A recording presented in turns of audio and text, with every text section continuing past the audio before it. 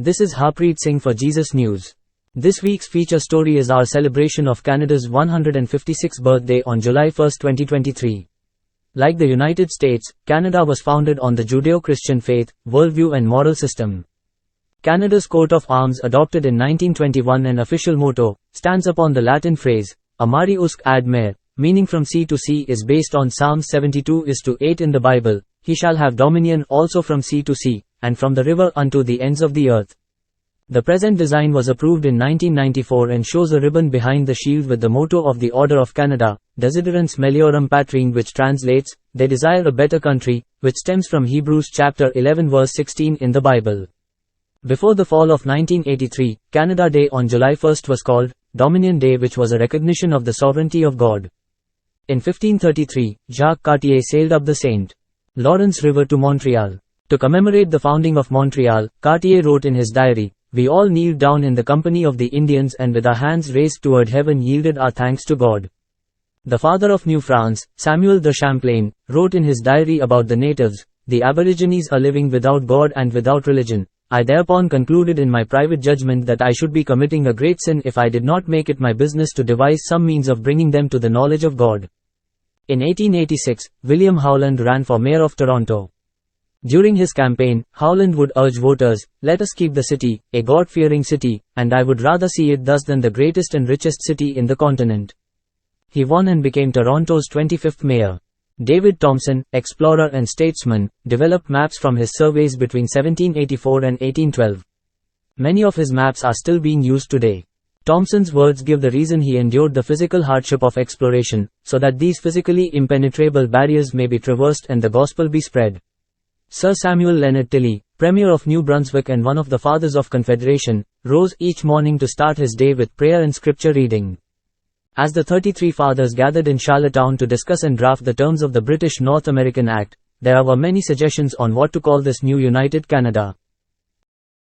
That morning, as Tilley read from Psalm chapter 72 verse 8, he became so convinced that Canada should be a nation under God, that when he came down to the conference session, he presented the inspired Dominion of Canada.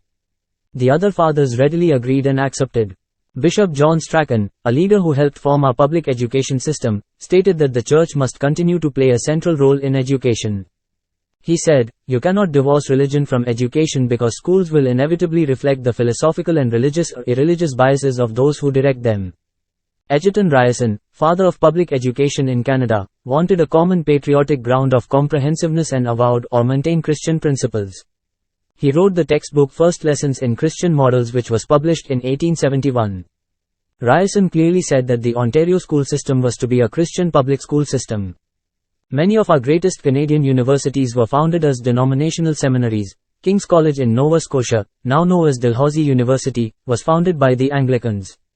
The University of Ottawa, founded by the Roman Catholic Church, and one of Canada's first bilingual universities.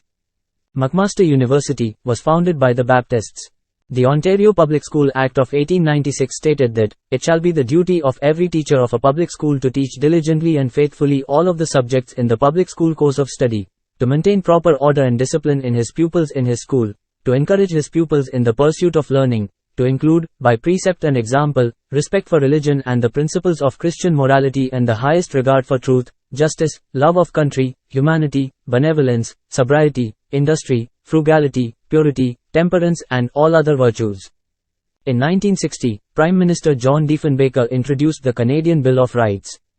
It begins with, "The Parliament of Canada, affirming that the Canadian nation is founded upon principles that acknowledge the supremacy of God." In 1981, Pierre Elliott Trudeau signed his name to the Canadian Charter of Rights and Freedoms. The charter begins with, "Whereas Canada is founded upon principles that recognize the supremacy of God and the rule of the law." Canada would not exist today as we know it with all its prosperity and freedoms if it wasn't for Christianity. The Christian Church serves as Canada's spiritual and moral foundation. Happy Canada Day, everyone.